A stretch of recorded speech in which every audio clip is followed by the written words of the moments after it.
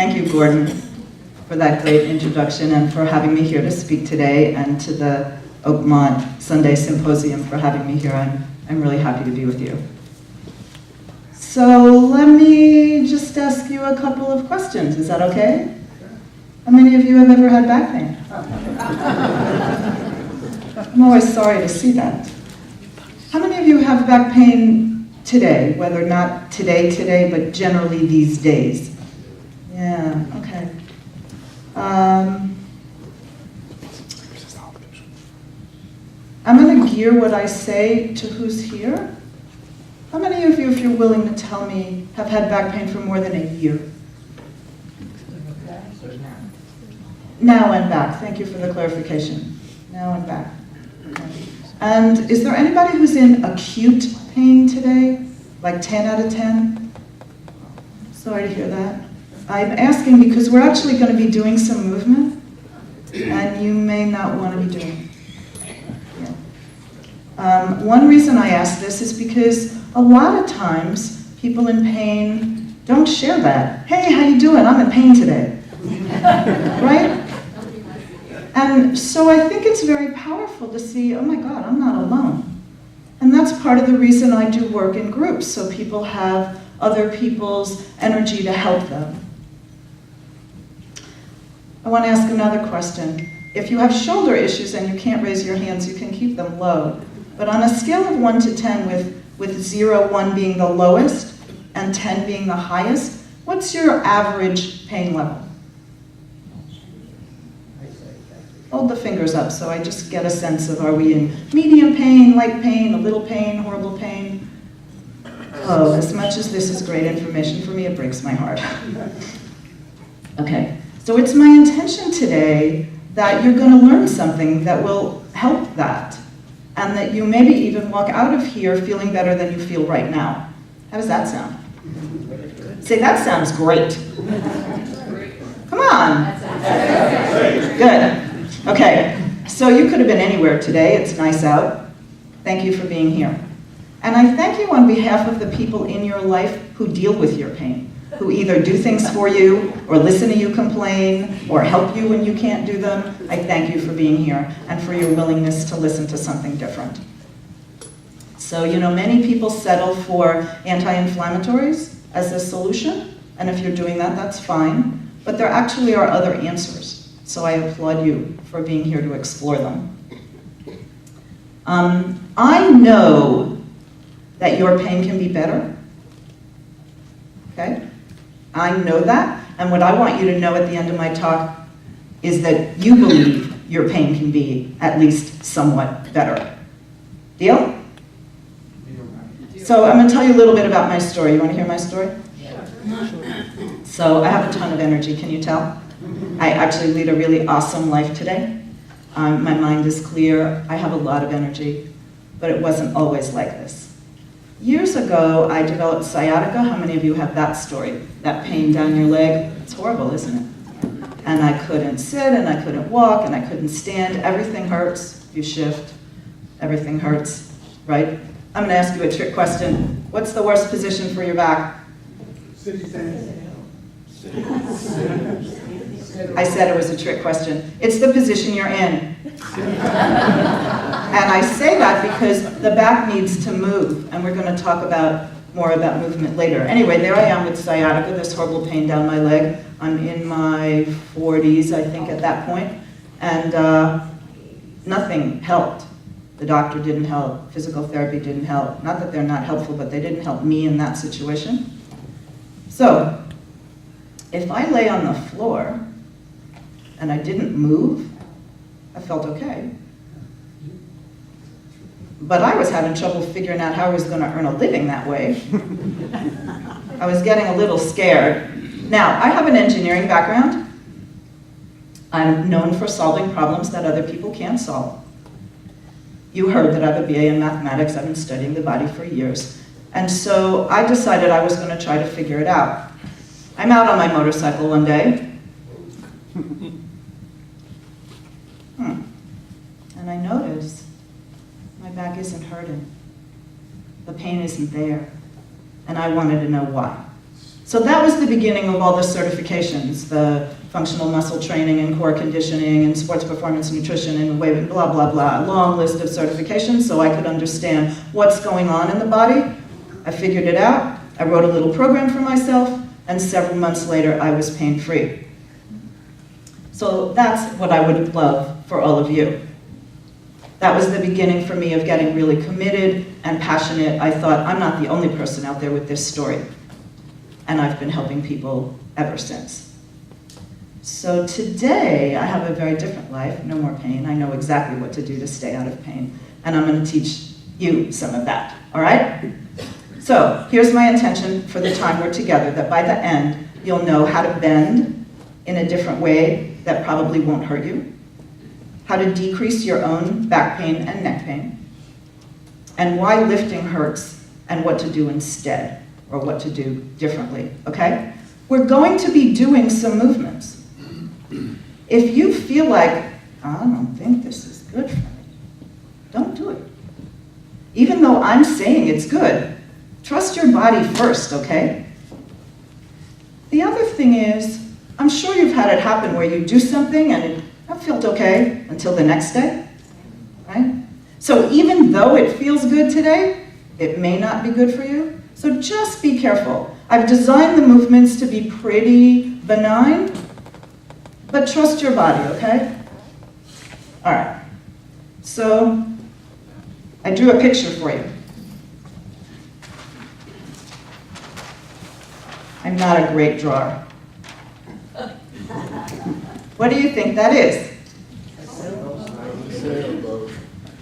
It looks like a boat. It's supposed to be a ship. Slight difference, but, and it's headed toward Africa. We'll call that here.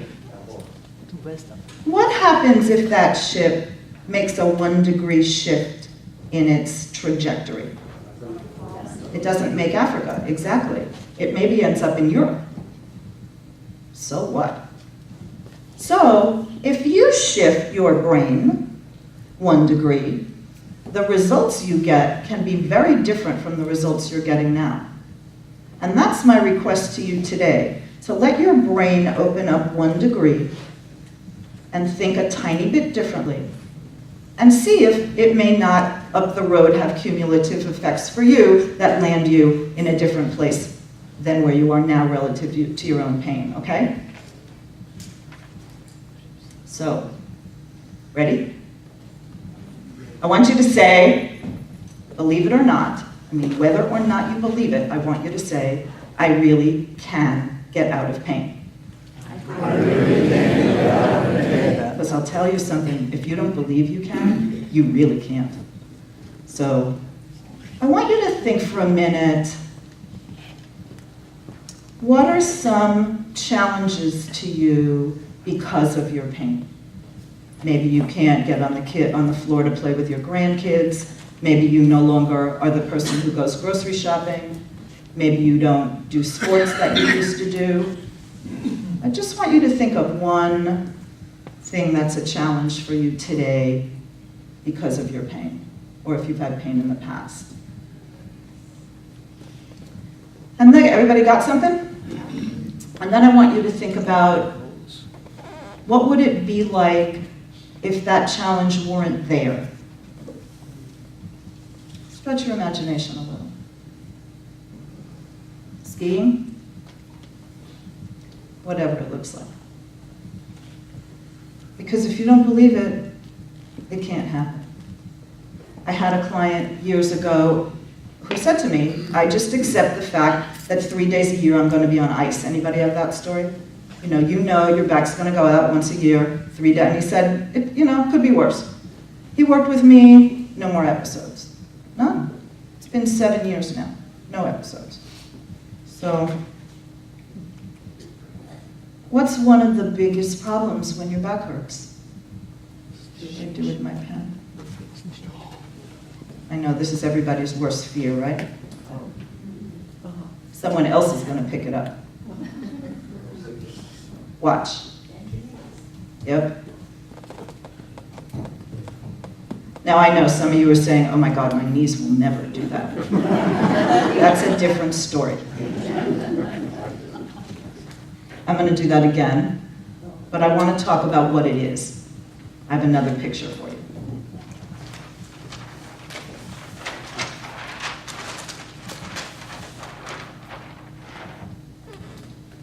I'm not a good drawer, remember? But this is a spine in alignment. Neck curve, thoracic curve, lumbar curve. The back is supposed to be curvy. A little bit. Little bit, little bit, little bit. This is affectionately called a C curve. How many of you like to sit like this? Oh, beautiful example, Gordon. This is called a C curve, where it takes the lumbar curve out. Now, there's a couple of problems with that position. It feels good in the moment, doesn't it? It does, really. But in the long term, it's actually compressing the vertebrae in your low spine. And the long-term effects of this are lethal on the back. How many of you own, we used to call it a lazy boy. What's it called now? The recliner. Right? Comfy, right? Back in a C curve. So how you make the recliner better for your back is to jam a pillow into your lumbar. Get a little pillow. You want to keep that curve. Has anybody been told they have too much curve in the low back? That's a less common story. Yeah. So you may not want to practice the move I'm going to do. Some people, when you put more curve in the low back, that's the wrong direction. But for most people with back pain, we need more lumbar curve. Remember the story about the motorcycle when my sciatica was really bad? So there I am on my motorcycle. What happened? I put a curve in my low back. I just didn't realize at the time that that's what I was doing. Okay. Take a look. Know why? You're going to be doing this. Not necessarily picking up a pen, but we're going to stand in a moment and send our butts out. I have students who learn this. We call it the duck bend because of the duck back. That once they learned, oh, the hinge in the hips, as soon as they feel that, they're, wow, that feels better on my back. Now, how many of you have had the story, all I did was bend over and put something in the oven? Or all I did was bend over and try and put my socks on? Or how many of you have had that happen, right? It's just the all I did, and it's not usually something heavy, but what position is your back in? Our friendly C curve. That's the bend over that's going to hurt you. So if all you get from today is to stick your butt out a little when you're going to bend over, for most of you, that's going to make a big difference. Okay. So, for those of you who are willing to do this, stand up with me. Now you may want to hold on to your chair. And you can do as much or as little of this as you like, but I invite you to see if you can stick your butt out.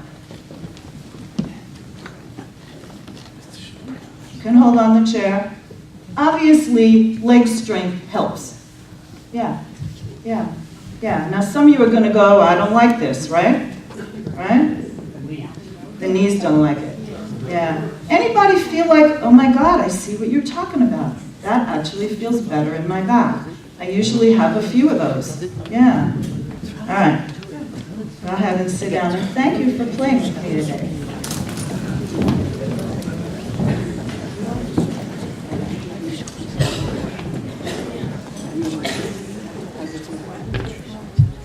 So that's about bending over. The next thing I want to talk about is lifting. How many of you have trouble lifting stuff? I've got clients that can't move a chair, that can't lift their cat. One of my clients, we've been practicing because she just had a grandbaby. She's like, I want to lift the grandbaby. The grandbaby's now 12 pounds, and she's right on the edge of not much longer. But that's pretty good. She made it the first five months or so. So would your life be easier if you could lift better? Yeah, You wouldn't be moving heavy flower pots, right? What do you think is the secret to lifting? Yes? Car? So if I say to you that the secret to lifting is some of your muscles are too tight and they're pulling on your back, which muscles do you think those are? What's the logical answer? It's not the back muscles. It's your leg muscles, yeah. And people don't realize that actually what pulls on your back when you're trying to lift is the legs tend to be too tight.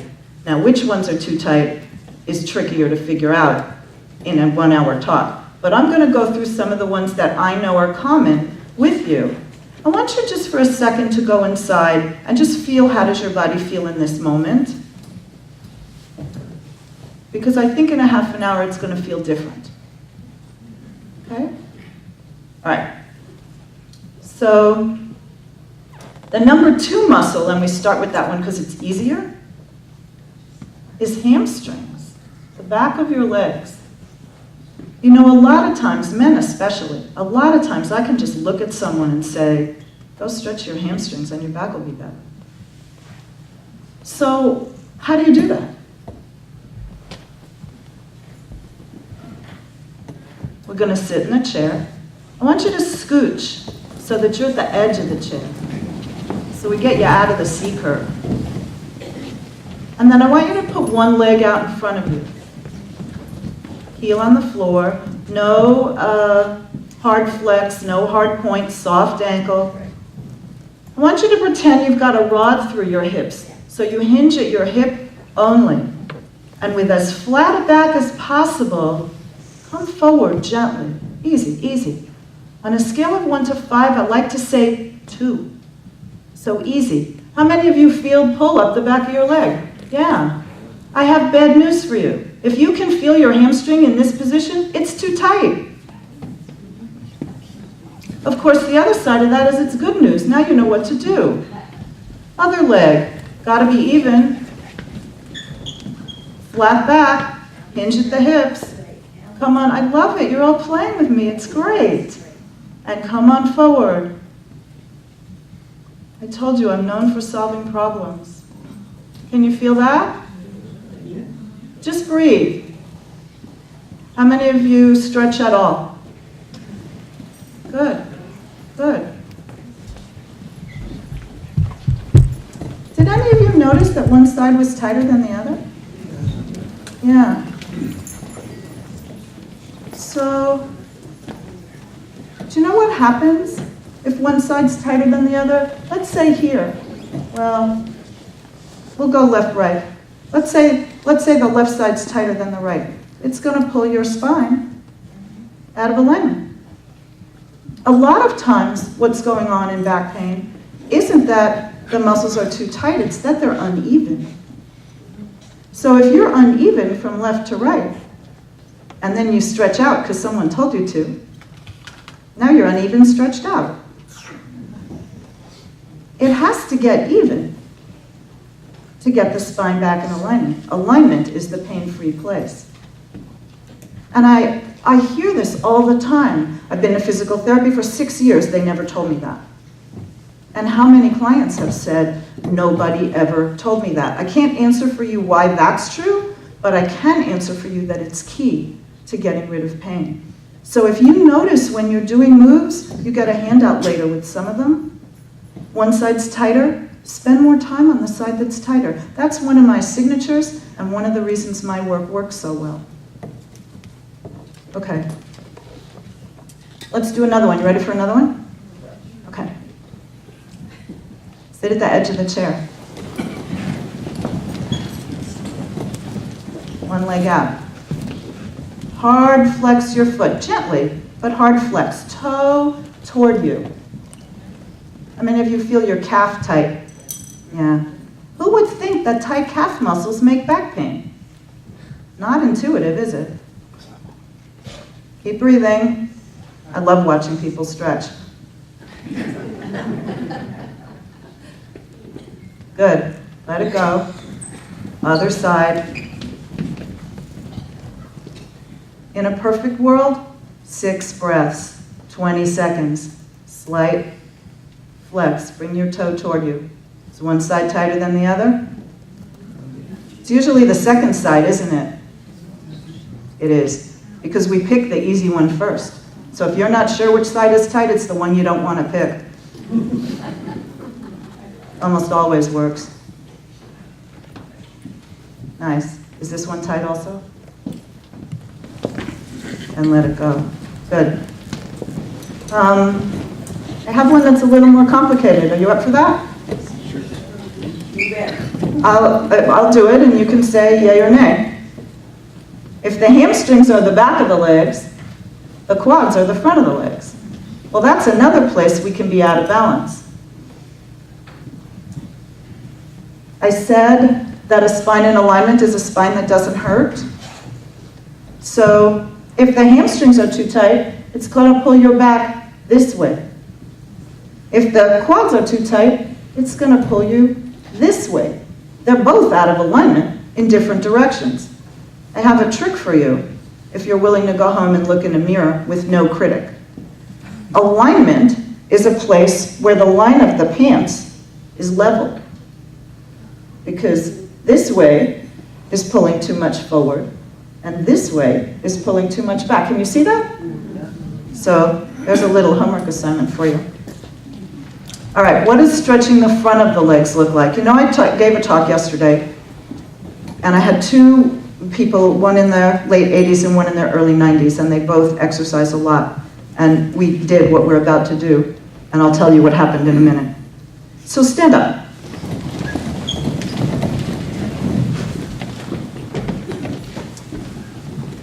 You might want to hold on to the chair, or you might want to come around front and hold on to the chair this way and just put your knee on the chair. Now you might not. The woman who said acute pain, you might not want to do this. You might not, just saying. Anybody feel a pull in the front of the leg doing that? Yeah? Again, good news, bad news.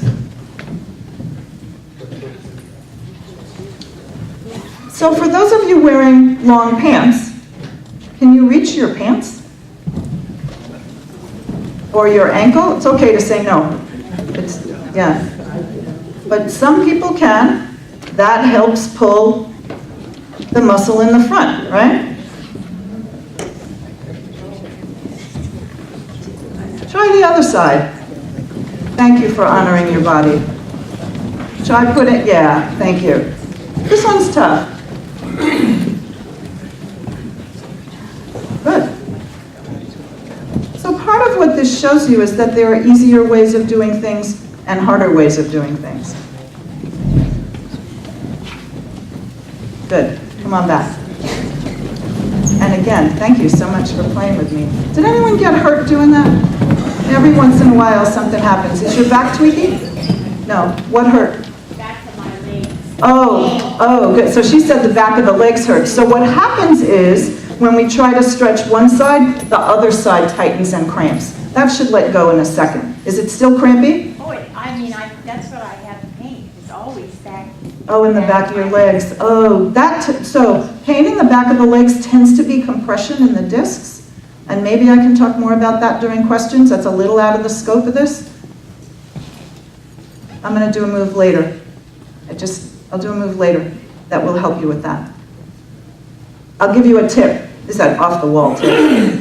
This point and your upper lip is a cramp point.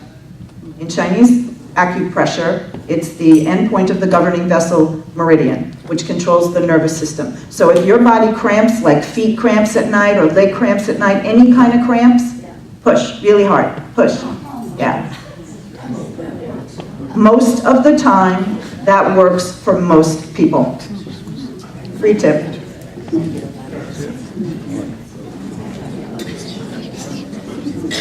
How many of you sit at a computer? Sad comment, today's society, right? I mean, it's a good thing and a bad thing, right? All right. How many of you work on a laptop? Does it have an extra keyboard or an extra monitor? No. Yes. Okay. So there's no way you can work on a laptop if it's just the laptop and not get hurt over time. Because either you're looking at the screen and your hands are up here, or your hands are down here and the screen is over there. To work comfortably at a computer, and the reason I'm talking about it, how many of you have back pain when you sit at the computer? Or neck pain when you sit at the computer? Right. The computer, you want to be in alignment. So what does alignment look like for the computer? The hands need to be here, elbows in. Some of you probably know this, right? Yeah. The eyeballs need to be up here. So that won't work on a laptop, right? I predicted 2 years ago that laptops would come where you could take them apart, and I just saw them in the store. Where you take them apart, monitor here, keyboard here. Or go buy a keyboard. They don't cost much anymore, right? Go buy a keyboard, put the keyboard here. I've got a great use for your old phone books. Nobody uses them anymore, right? Put your laptop up on phone books. That's where mine is. So the monitor is here, top third of the monitor to the eyeballs, hands here. Do that for a second. Just sit. Pretend you're at the computer. Hands here, monitor here. Does that feel better than your computer position?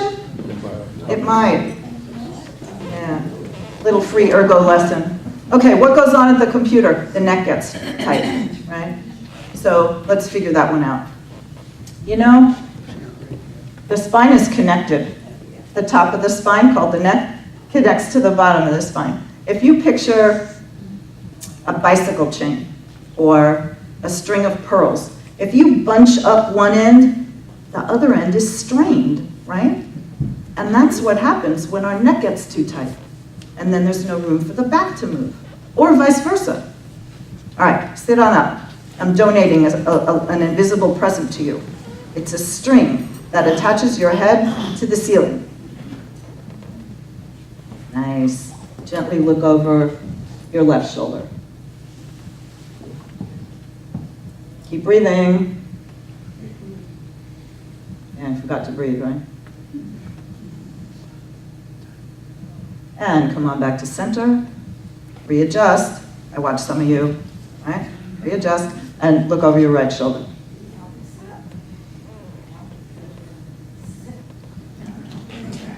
You're lucky to have someone who's reminding you all the time.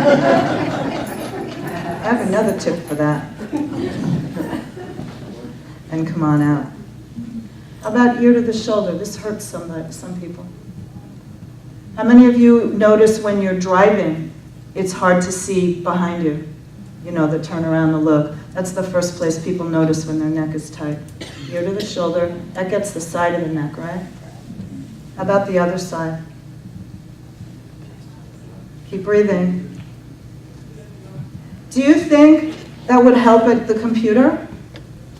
Yes. You know what else helps at the computer? We call it Raggedy Andy. Do you remember Raggedy Andy? Yeah, yeah. Just bounce, loosen them up a little bit. Shrug them up. Yeah. You know, we don't get it. We sit there an hour, 2 hours, right? Especially if you get stuck surfing the net by mistake, right? Okay. Let's do another neck move. Attach the top of your head to the ceiling with a string and bring your chin down to the chest. Now, if you want to, you can put 2 fingers on the back of your head very gently, and push a tiny bit. Back of your neck is tight. So your chin is coming down, and then you just gently help it along. Back of your neck tight? Yeah, most of us, the back of the neck is tight. Because we do this all day, right? We have a forward-leaning culture, and we're in our little boxes. Okay. Here's a quick and dirty for the neck and the shoulders. Shrug and roll. Inhale. Exhale, push it out. Good. Inhale. Good. Exhale, push it out. Nice. How you feeling? A little better? Anybody tweak anything? I always got fixes for the tweaks. Oh, so I didn't tell you about the 90-year-old and the 80-whatever-year-old who were doing quad stretch yesterday, and they got their knee on the chair and can't quite figure it out. And she said, well, isn't it easier to just do this? That's what happens when you do stuff regularly, which leads to my next point. You know, I worked with a woman who was number 6 in tennis in the world. And by the time she came to me, she had dementia. And I wanted to know what she could and couldn't do, and I didn't know how strong the legs are for tennis players. And I said, can you bend your knees? And she said, do you mean like this? So that just shows what happens when you use your body. What happens when we have pain is we stop using our bodies, right? Then you have a whole new slew of problems from not moving. So one of the biggest things that happens when we have pain is we're not consistent in what we do to keep our bodies feeling good. How many of you have had it happen where you do something, it hurts, you know what it takes to get it better, you make it better, you stop doing that because now it doesn't hurt, so then it hurts again, so then you do whatever you do, whether it's ice or stretching or the chiropractor or whatever, right? And you can do that squirrel cage forever. But what if you kept doing the things that help your back when it doesn't hurt? Then it can actually get better. So, consistent and a commitment. I want you to say those. Consistent and a commitment. Yeah. Here's a trick question.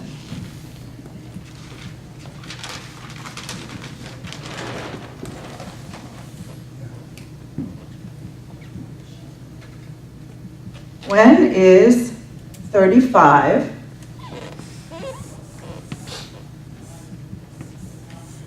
greater than 60?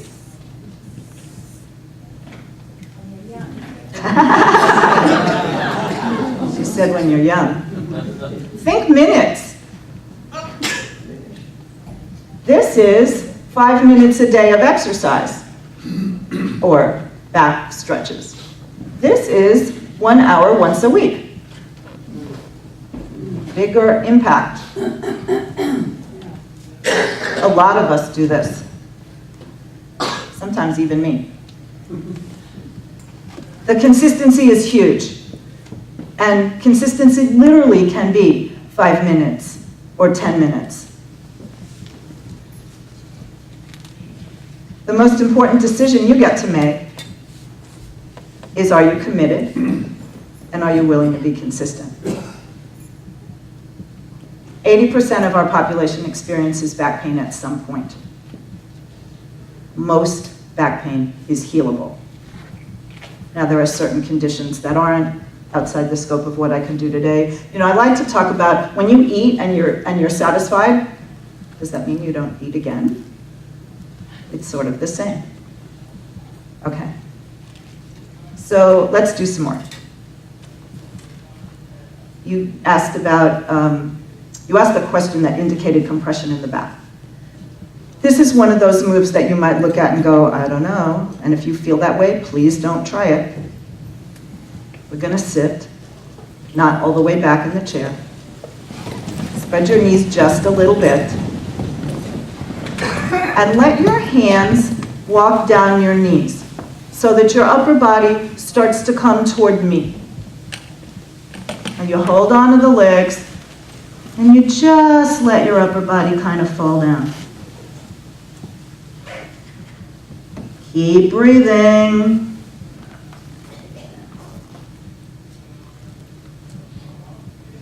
And then bring the hands onto the knees, and before you come up, flatten out your back. So long, flat back toward me, and come on up with a flat back. How many of you felt like that relieved pressure in your low back? Yeah, that's a quick and dirty. Don't do too much of it. Yeah, I see this. Oh, if a little is good, more is better. That does not apply here.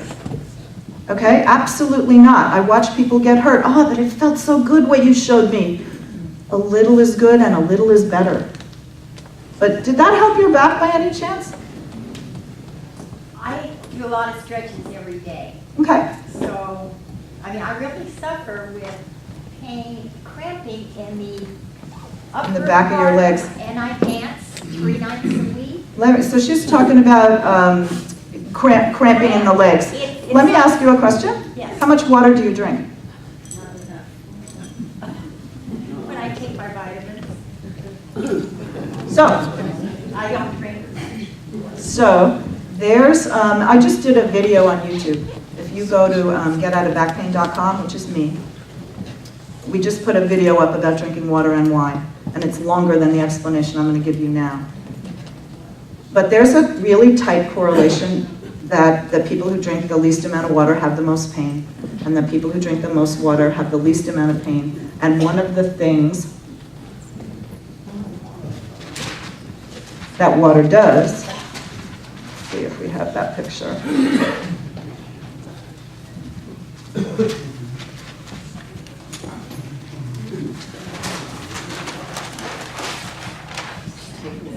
Is hydrate the discs, right? In between the vertebrae, you've got spongy discs, right? There's your bones.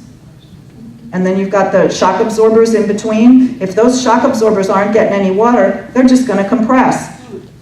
Part of your compression is because the shock absorbers don't have enough water. There's amazing studies about what water will do. Try it. Try it when you're home all day and you don't have to worry about going to the bathroom. And just see what happens. Yeah. Cramps tends to be a water issue. Water, minerals, stretching. You're already stretching, which I commend you. I'm going to take questions in a minute. Do you want to wait? Did you have a question? My question was, does it make any difference what you drink? Does it make any difference what you drink? I will answer that in the question period because the answer is yes. Yeah. So I got a little more movement. Don't laugh at this one, okay? So when was the last time you sat in a chair like this? Yeah.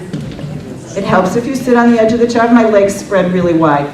Not a socially acceptable thing to do in most places. You know, it was very interesting yesterday. The 23-year-old had her legs almost all the way open. The 80-something and the 90-something, barely. It was very classic. You could almost pick the age of the person by how much flexibility they had in the inner legs.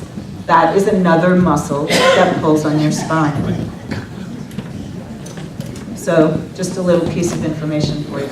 And if you want to feel it stretch more, try that hinge in the hips. Remember the rod, and it'll fall off the chair. But if you come forward with a flat back, you'll feel, oh yeah, that really pulls. Right? So it's just about learning, oh, all these places I've gotten tighter over the years. Okay, I love that you played with me, thank you. I'll give you another quick and dirty while we're in the chair. Gently, unless a doctor has told you not to twist, because sometimes that's the case with the spine. So unless a doctor has told you not to twist, gently turn toward your right. Remember, stay lifted up, and come on back to center, and gently turn toward your left.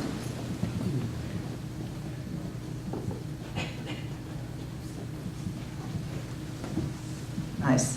And come back to center. The back likes that, doesn't it? Yeah, I got another trick for you. You know what? You can do that standing up. Right? So that means when you're waiting for your kids and they're not ready, or you're online in the store, you know, the back likes gentle twisting. Cool. Okay. So what have you gotten so far out of this talk? One word. Just shout it out. Move. Anybody else? Stretch. Yes. So I usually ask my clients, how much pain are you in when they come to see me? This man comes to see me and I ask him, how much pain are you in? He doesn't miss a beat. On a scale of 1 to 10, he says 12. You know, I get it. You hurt. His doctor had him on pain medication and told him he would probably be on pain medication for the rest of his life. So we worked together. What do you think happened? Why would I tell you? His back got better. We got his pain from a 12 to a 3 to a 0 within a few months. 12 to 0 within a few months, and off his pain medication. He was very diligent.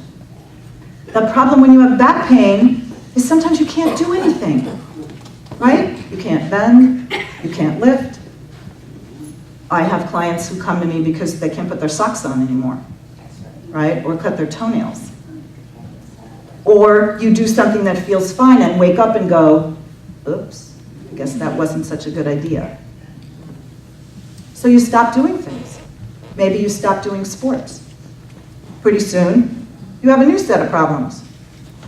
What about if there were a solution and you actually had control over making your back pain better? Would you be interested? I'd like to offer you several gifts today. Who's got my handouts? Yeah, can they be handed out now? Do you know what? I'll take this opportunity to answer your question while there's a little bit of commotion around the pages. You asked about what can I drink that counts as water. Juice counts, although I don't advocate that. Milk counts, although I don't advocate that. Herb tea is great. Green tea is great. Coffee is an anti-water. For every cup of coffee you drink, you need to drink a cup of water to get back to 0, because coffee pulls water out of your body. The same is true with very strong black tea. Alcohol. Yes, 2. Doesn't count. Okay? Not that it's like red wine could be good for you, but it doesn't count for water, for liquid. Did I miss anything you would say? Oh, soda. So my official opinion is you shouldn't be drinking soda for any reason whatsoever. But if you happen to be a soda drinker, it doesn't count. It's not helping you. Herbal tea, yes. Do we have pages now? Do we all have 2 pages? Okay, so one of them has a page that just has a website on it, and that website has pictures. And then what I learned over the years is I put my pictures together in a booklet, and I have them for sale in the back. So if you want all of them, they're all there. The other page is a way for you to get an e-booklet I put together called 5 Keys to Vibrant Health. How many of you would like to feel a little more vibrant? Yeah, and some of it's about movement, and some of it is other stuff, like drinking water and wine. And so if you'd like that, just check the box, and I will email it to you. Make sure you put your email address. Sometimes I get them. Please send me, no address. So, and then one of the other boxes on that sheet, let's see. So I have 2 sheets that look like this. Anybody can still? Yes. So one has boxes. If you want to stay connected to me, I periodically send out what I think is interesting information. And I also do complimentary strategy sessions. So if you want to talk to me, you think I have something interesting to say, I have a 90% success rate. I have a limited number of complimentary strategy sessions. It's where we delve one-on-one into your particular story and see what might work best for you. I have room for maybe 10 people or so over the next several weeks. Just check that box and I will get in touch with you. For those of you who know this is for you, to help you be more vibrant, I'd love to chat with you. I'm going to take your questions in a minute. Pain-free doesn't come from doing nothing. I hope you've gotten something useful out of this presentation today. The solution is to commit to being consistent with the right moves done the right way for your body. You wanted to say something? Are you located locally?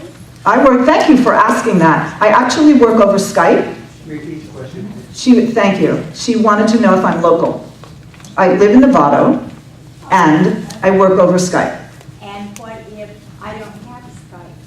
I can teach you how to get Skype. Do you have a computer? I don't want Skype. I Okay, well, so those are your choices. But the strategy sessions are over the phone. Oh, okay. You know, where we just talk. You know, the same way when you were talking to me, I said, oh, you have compression, I can tell you some things to do, you know? So that's just a phone. Thank you for that clarification. So, I will take your questions. Thank you for a most interesting presentation. My question is, why is it after doing some vigorous exercise that the pain shows up 2 or 3 days later rather than at that time? Great question. Did you all hear it? The question is, why does the pain sometimes show up 2 or 3 days later? I have bad news for you. If the pain is showing up 2 or 3 days later, it means you're working too hard. So a lot of times when we use our muscles that we haven't used, you feel sore. And if you feel sore the next day, you've worked hard. But if you feel sore 2 days later or 3 days later, that's a sign that you've worked too hard. So just back it up a little bit. What will happen if you're consistent is have any of you had that happen? You do something and you get a certain amount of pain and you think, oh, that feels good, I'm working. So then you do the same thing expecting the same amount of pain and it doesn't happen because now your body's used to it, you know? So I commend you for working that hard. Back it up. You'll actually, you know, I like to think of muscles like rubber bands that have been in the freezer. Gentle, right? The body makes the best progress slowly. You know, there's a whole other exercise world about no pain, no gain. This isn't it. Okay. Okay. One thing that I don't think you've addressed is that all back pain and sciatica originates in the back, usually L1 through 5. And it seems to me that the degree of cathosis in the back dictates how much pain you have and how much you can accomplish with what you suggested. Mine is severe. I've seen a number of physicians. I've gone through dozens of epidural injections in the back without success. And I say, without a doubt, I have to have surgery. And I'm sitting alongside of my friend that just had surgery 9 months ago. And it doesn't sound like a very pleasant thing. And so I'm willing to try these kind of things to see if it can change anything at all. Do you know what the success rate is for surgery? Pardon? Do you know what the success rate is for back surgery? Well, 50-50. yes, exactly what I've been told. And even the back surgeon has warned me that I have to think hard and long before you do this because it may not remove the pain at all. If you want to talk to me, I'd love to talk to you. Did you say you thought it, what word did you use? Did you say stenosis? Yes, well, probably the most common thing that they say, we have pinched nerves, but I have Pinched nerve is the result. L3 through 5 are Compressed. compressed badly. You have pancakes. That's what we call them, pancakes. Yes, exactly. So up your water consumption, for starters. Up your water consumption so that you can hydrate the pancakes. Are your discs herniated? Yes. Okay, because herniated means the jelly's popped out of the donut. That's how I like to explain it. So it's harder to decompress a herniated disc, but it's not impossible. Mr. 12, I like to call him, the guy who said he was 12, his disc is herniated. And he came to me with a pinched nerve, which is why he was in such excruciating pain. You know, the nerves come out the sides, right? So it's worth trying to do some decompression. The surgeons work miracles, and they don't learn anything about muscles, because muscles aren't a disease.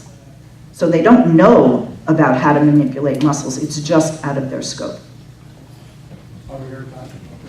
Hi. Yeah, I'm one of these people here who saw you bending over with your knees. I was crying in pain, thinking of my knees, which arthritis in the shoulders. Fortunately, my back pain was solved, not cured, but helped by TENS units. Mm-hmm. You know, the back's still there, and I know I still got arthritis. Mm-hmm. So what do I do about some of these exercises that you were doing with the knees that I can't touch? She's asking about pain from arthritis and when the knees don't work. So there are moves you can do that help strengthen the legs, which will support your knees. There are ways of stretching that are out of the scope of what I can do today that are easy on the knees. So there's actually ways you can get into a version of the move I did that doesn't hurt. I'm like the queen of modifications. I'm looking for a wall. The easiest way to strengthen your knees, I might go off camera, I don't know. No way, thank you. Ah, I've got a mic back there. It's just to stand a little bit away from the wall. I've got a mic in the back, so I don't want to totally do it. Park your butt on the wall and hang out there.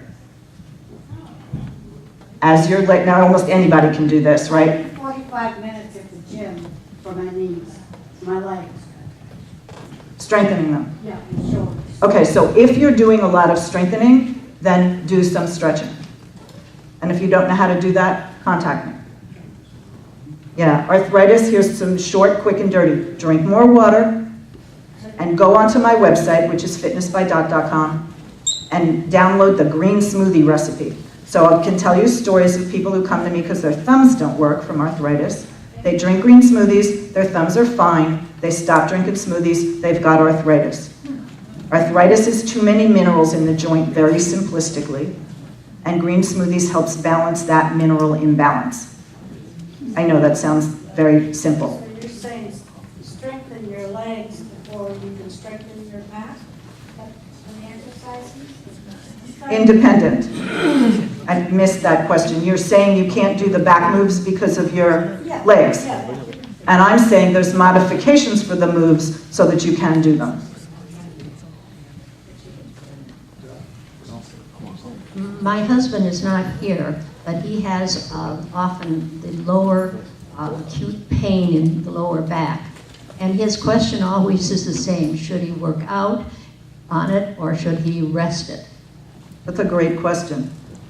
When the pain is acute, like you've done too much lifting the day before and you can hardly get out of bed, that's not a good time to exercise. But that condition usually passes in a day or two. Ice is very helpful for that situation, and then exercise. Yeah, someone said heat, that's a whole other story, but yes. But so day or two, and that's not hard and fast, depends on the person.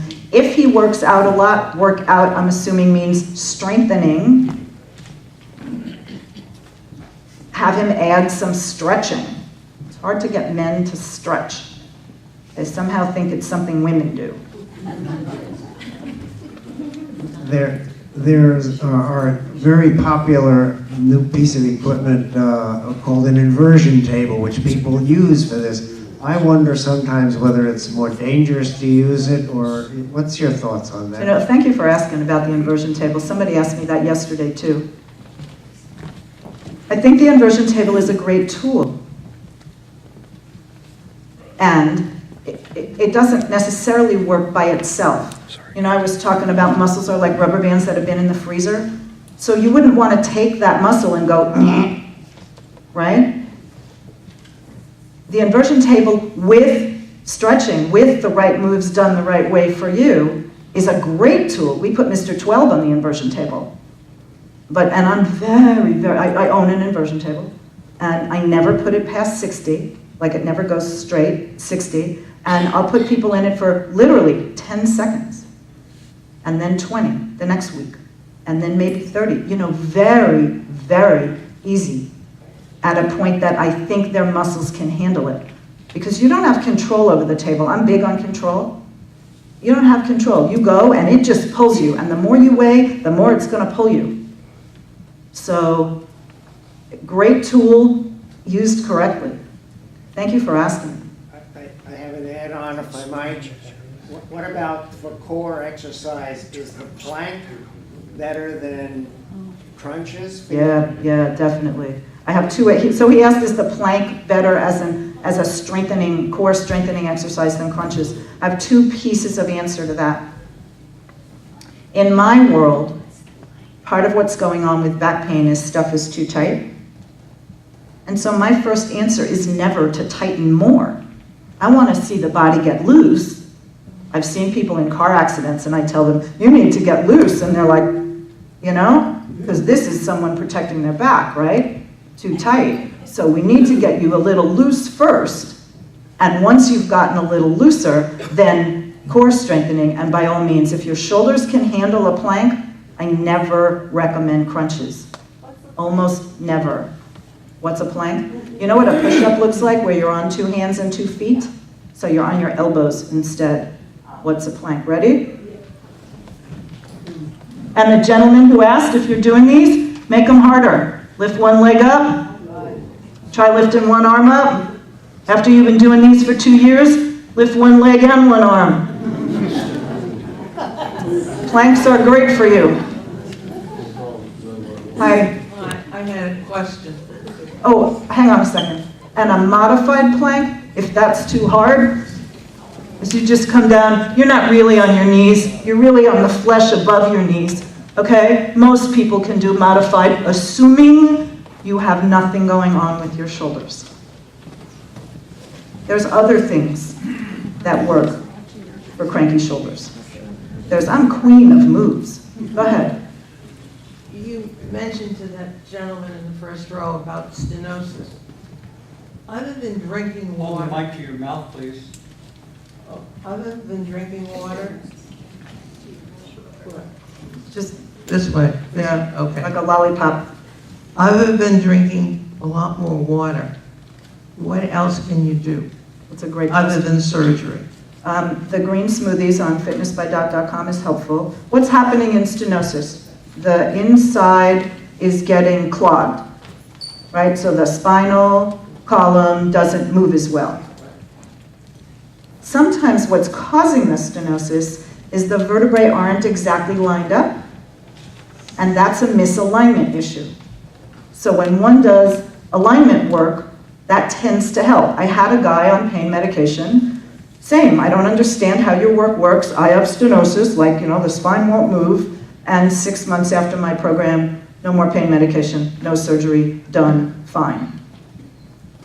So it's about releasing the muscles so the spine can move, alkalize the body, if that's a concept you're familiar with, eat more greens, drink green smoothies to help. That's just bone material in there. I mean, I make this sound much more simplistic than it is. It's a complicated chemical process, but you get your body to reabsorb it. It plated it out, it'll pull it back. It's about getting the body more alkaline. So there are things you could, you know, I always feel funny at this juncture because the doctor will say there's nothing you can do. And I don't exactly want to go on record as contradicting the doctors, but in fact, I have seen things improve. Again, out of the scope of what they've learned. Thank you for asking that. What's a green smoothie? Fitnessbydoc.com on the menu on the left. Does it taste awful? No, it's delicious. Almost everyone I've ever given them to has said, because they look funny, they look green, those taste better than I thought they would. You sweeten them with whatever fruit you want. So it basically tastes like a sweet fruit drink.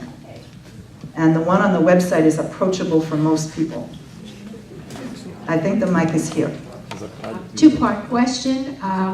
When you have back pain, when do you use ice and when do you use heat? Oh, great question. And the other one is, what is the best way to sleep at night so that you don't Good question. back pain in the morning? Good questions. Ice heat. The standard recommendation is ice within the first 24 hours. Rice, you all know rice, rest, ice, compression, elevation. That's the first 24 hours.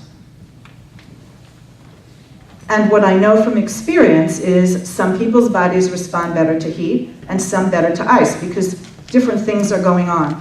Ice helps shrink inflammation. Heat helps move the junk out of the way. So it depends on what's happening. And the best way to know what's best for you is try them.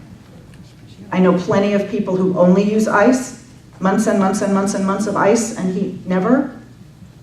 I know more people like that than people, and then there's alternate. 20 minutes, ice, heat, ice, heat. Your second question is about sleeping. How many of you sleep on a big pillow? Good. Good. Yeah. Yeah, no, unless you've got really broad shoulders and you're sleeping on your side. Because can you picture if I'm flat and there's a big pillow, my head's going to be like this? So you don't want to sleep up on a high pillow. Nice, low pillow. Some people sleep with a pillow in between their knees. It helps keep the hips in alignment. What do you think would happen if you stretched a little before you went to sleep? You get 8 hours of sleeping in a stretched out body, so you're a lot more apt to wake up less tight. So back, stomach doesn't matter? Oh, total individual preference. Yeah, some people can't sleep on their stomach. So, yeah, there isn't a best sleeping position. Same as there isn't a best move. Yeah, thanks for asking. Would you address walking and back pain? How far do you push through that? When you start walking, you start having back pain. Do you quit then, or do you just keep going? So I'm going to rephrase the question. I think you're asking me, what you're asking me is when you start to feel pain, is it good to push through it? Yes. It's not necessarily about walking. Well, I'm thinking. It's when it comes up for you. Is walking a good exercise? For some people, walking is helpful. For some people, walking hurts. Right. So when you get to the point of my back's talking to me, done. Okay. Done. Yeah, unlike the gym and building biceps, you know, where you need to go through some pain, you don't want to go to a place where your back hurts. Yeah. And, you know, if you're out walking, here's some quick and dirty for you. Bench, tree, whatever, or I'll show you in a minute on the floor.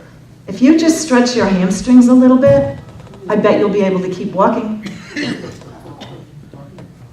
Okay? So, because what's happening is you're getting compression. So then you want to do some decompression. A little bit twisting. Just try. A little bit twisting. And go home. Turn around. But a little bit twisting. No bench. 1 foot. Hip hinge. Hamstrings. You can lean against a tree or nothing. Calf stretch. You know, stretch a little and see if you can get rid of the pain. Go home. Thank you for asking that.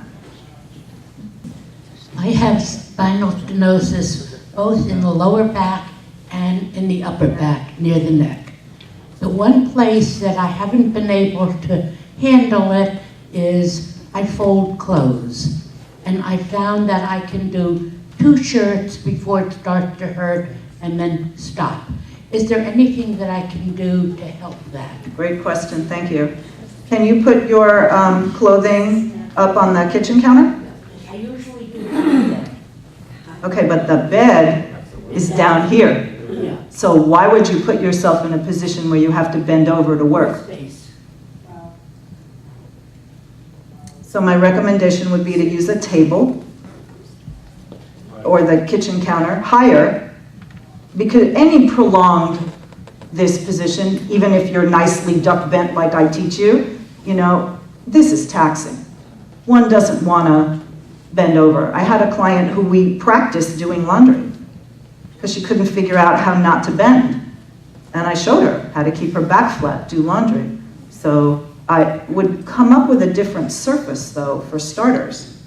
It's not about better position, it's about better positioning in that case. Thanks for asking. What I do is use a card table and an adjustable go. stool. And so I have just the right something like that. Great. So, did you hear what he said? Straight back, stool, card table. I'm sure you all have great suggestions for each other and which is, again, the power of groups where people can share. So, what would you suggest about digging holes in the garden? Should we try to use a shovel, or should we just hire someone? Oh, literally, hole digging. If your back can handle, well, one thing is don't dig in hard dirt. Right? I mean, not everybody thinks about that. Take a drip hose, wet the dirt, right? It's easier to dig in softer dirt. So wet the dirt. And if your back can handle, little bit shovel, little bit, stick your butt out, little bit. If your back can handle it, do it.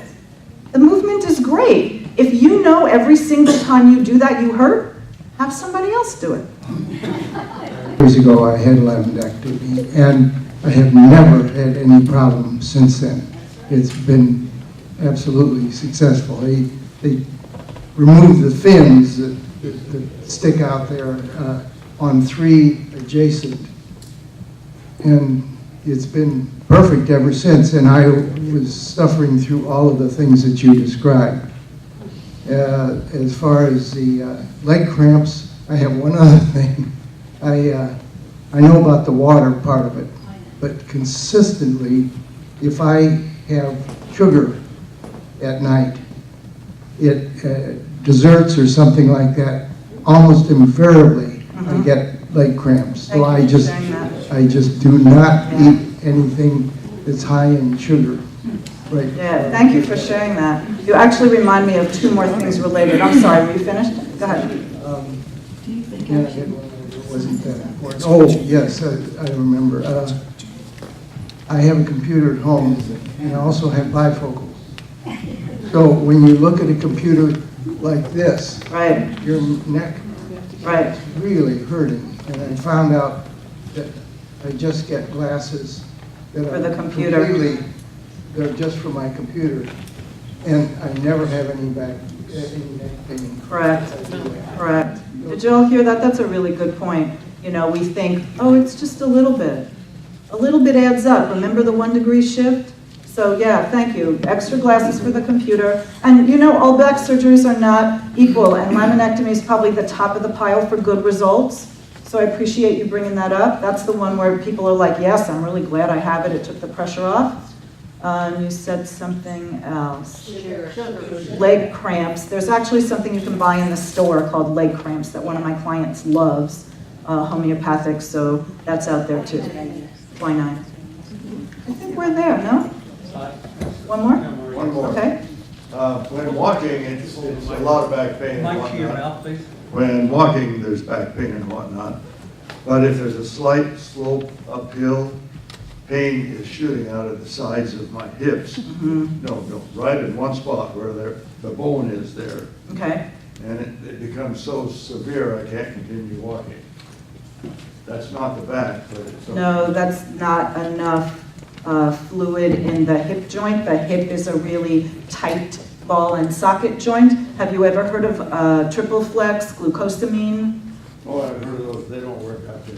There are brands that don't work, and there are some that are better. I would at least try triple flex, which is the top of the pile. But if that doesn't work, then there's not enough fluid in there. I drink water and I do some hip stretches. Oh, we didn't do one of my favorite moves. But there are moves you can do that help make that movement a little more fluid. Because obviously you walk just fine, it's only, or it's more aggravated. Right, so it's just a different angle. So it's making the ball in the hip joint socket move at a different angle. So, you know, you can control that and get that more fluid. Thanks for asking. Another, Mike? I'd just like to make a comment and endorse particularly what you've said about drinking water. From personal experience, I can tell you that I use my lower back as a barometer. For how much? Normally I don't have any pain, but at the moment I get dehydrated, it starts to act up, and I know the answer is to drink a lot of water and it just vanishes. So right. I can't endorse how Thank you. It's important always it is. better to hear from someone for whom it's true than for the person who's just espousing it. So I appreciate that. Thank you. You have been a very respectful